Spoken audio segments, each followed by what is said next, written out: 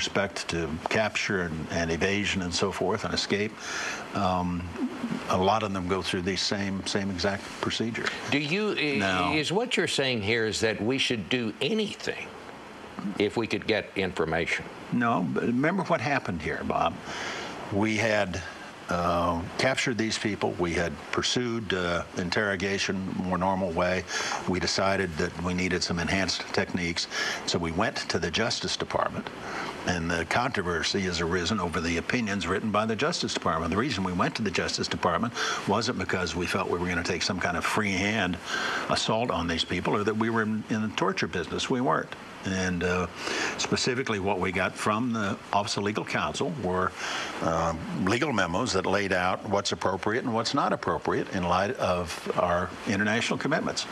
If we had been about torture, we wouldn't have wasted our time going to the Justice Department. That's former Vice President Dick Cheney speaking to Bob Schieffer on CBS's Face the Nation. Philippe Sands. The man, let's face it, let's call a spade, is a torturer, and he should face what torturers should face, namely a full criminal investigation. Waterboarding is torture.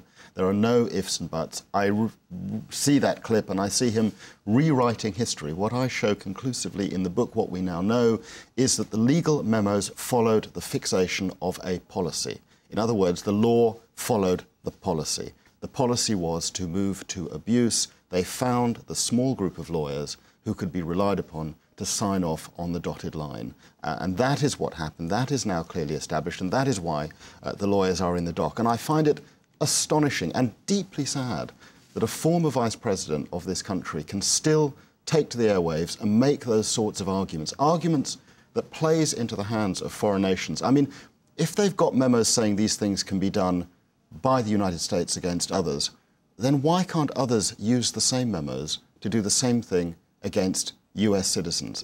It's absolutely shocking, and it is astonishing that the airwaves continue to give him the type of space to make these types of statements. It's also, I mean, one thing that's Janye. interesting to me is it's a false premise if you actually know the details of these cases. And no matter how much data has come out, it seems that Vice President Cheney is impervious to the facts, which are, as we heard when there were hearings in Congress the week before last, Ali Soufan, the FBI agent who was at the side of Abu Zubaydah and trying to interrogate him, said they were getting good information out of him simply by talking to him, simply by being knowledgeable about the culture that they were questioning him about. And that Let's worked. go to a clip Okay. of Ali Soufan. Okay. Last week's Senate Judiciary Committee hearing on the interrogation of foreign prisoners. This is the former FBI agent Ali Soufan testifying. He's behind a wooden screen.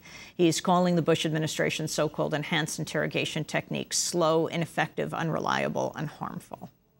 From my experience, I strongly believe that it is a mistake to use what has become known as enhanced interrogation techniques, a position shared by professional operatives, including CIA officers who were present at the initial phases of the Abu Zubaydah interrogation. These techniques, from an operational perspective, are slow, ineffective, unreliable, and harmful to our efforts to defeat al-Qaeda. A major problem is it is ineffective. Al-Qaeda are trained to resist torture. As we see from the recently released DOJ memos on interrogation, the contractors had to keep requesting authorization to use harsher and harsher methods. In the case of Abu Zubaydah, that continued for several months, right till waterboarding was introduced. And waterboarding itself had to be used 83 times, an indication that Abu Zubaydah had already called his interrogators bluff. In contrast, when we interrogated him using intelligent interrogation methods, within the first hour, we gained important actionable intelligence. This amateurish technique is harmful to our long-term strategy and interests. It plays into the enemy's handbook. Ali Soufan, the former FBI agent testifying behind a wooden screen in Congress. Jane Mayer. So what you have here is an eyewitness who's contradicting the Vice President of the United States. The Vice President was not there. The eyewitness who was said, we didn't need to use these torture techniques. And what's interesting is it wasn't just the FBI agent, Ali Soufan. There is a report that in the New York Times that the CIA officers who were there also opposed ramping up these techniques, and they wanted to stop. They wanted to stop using techniques that they thought were inhumane on Abu Zubaydah, and they were ordered to keep going by the political people back in Washington. So you've got people who are not at the scene who are making these decisions and countermanding the people who were at the scene, who really know something about what was going on. And explain the sequence from the FBI interrogating Zubaydah to the CIA doing it, why that happened. Well, the FBI, Ali Soufan is one of the most knowledgeable counterterrorism officers in America. He's fluent in Arabic, and he's been trying to fight al-Qaeda for years. And he was brought in to try to get some information out of Abu Zubaydah in legal ways. But the CIA was ordered to take Zubaydah and do things to him that Ali Soufan at the scene said he thought were criminal. We now know that he also, and I've described this in the book, he sent up word through the chain of command to the top of the FBI saying, I think that the CIA officers should be arrested at the scene because of what they were doing. Who was the CIA officer? Well, we haven't got the names here, but we know who was at the top of the agency, and it wouldn't have happened without the blessing of George Tenet, who was at the time the director. And so, at any rate, those techniques moved forward. And as we now know, as Ali Soufan says, they had to do this 83 times to Abu Zubaydah before they were satisfied. The role of medical professionals. I was just on this many-city tour, and I was in Spokane. We weren't far from the American Legion building, where Mitchell Jessen is located, about a 120-person firm.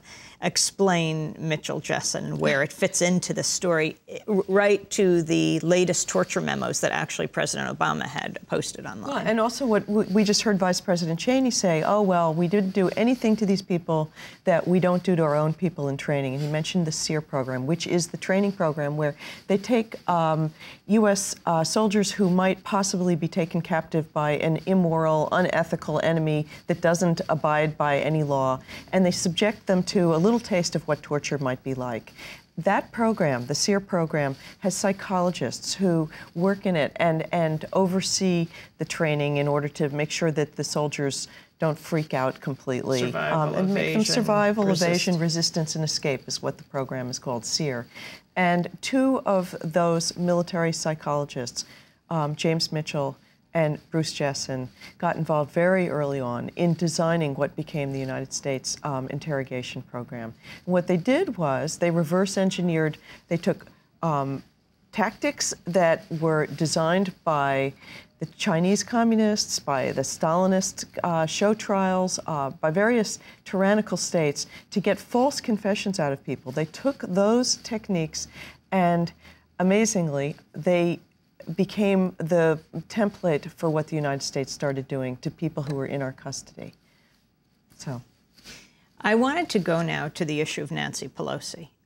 Some unusual things have happened as a result of, well, the Republicans saying that she knew that she was briefed. In fact, I think Newt Gingrich has just written a letter saying she should step down as the Speaker of the House. He was once a Speaker of the House and was forced to step down. But it's going to an interesting issue, which is the Republicans, of course, against a commission, an investigation. Now they're calling for it. The question is whether it will backfire. But let's go to this question of who knew about the use of torture and when they knew it, a central question now. Republicans pointing to the House Speaker, Nancy Pelosi's involvement in the torture briefings, and not just the Republicans saying this. After the CIA released documents last week showing Pelosi was briefed on waterboarding back in September 2002, she insisted she was told waterboarding wasn't being used then and said secrecy rules forced her to remain silent when she learned more later.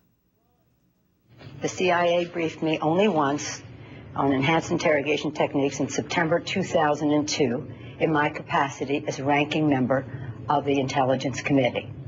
I was informed then that the Department of Justice opinions had concluded that the use of enhanced interrogation techniques were legal.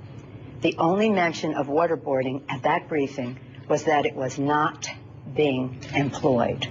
Nancy Pelosi, Jane Mayer. Well, you know, it's interesting that it may result in pushing ahead the